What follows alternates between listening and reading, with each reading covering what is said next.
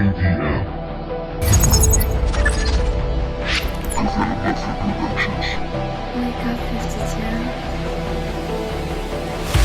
Eres mi orgullo y mi humildad, eres el ángel que confundirás.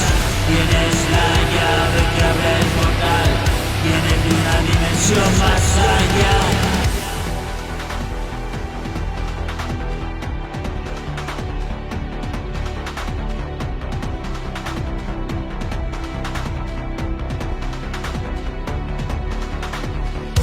Hijo de fuerzas devastadas, hijo de una realidad lograda.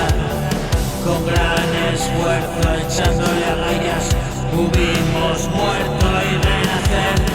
Fue condición para tu nacer, salvar el mundo de la tempestad.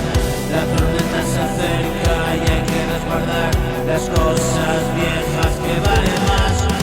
Y un rezo al viento y esa deidad, si todopoderosa nos dirá, y nuestra súplica será el clamor por la vida que vendrá. Tengo tantas cosas que decirte, tengo tanto amor que expresarte. Tú no te imaginas el desastre, antes de que llegarás mucho antes.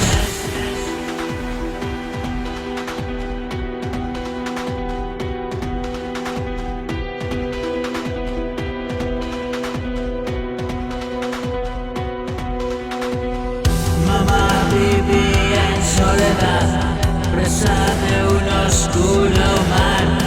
Papá trataba de encontrar la mitad de la ecuación, y por fin a las almas las atrajo el amor. Ciñeron sus cuerpos, nunca más separados, no.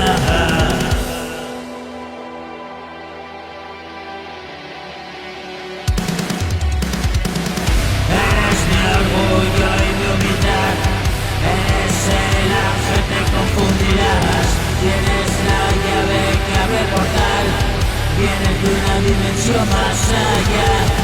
Hijo de fuerzas devastadas, hijo de una realidad lograda. Wake up 52.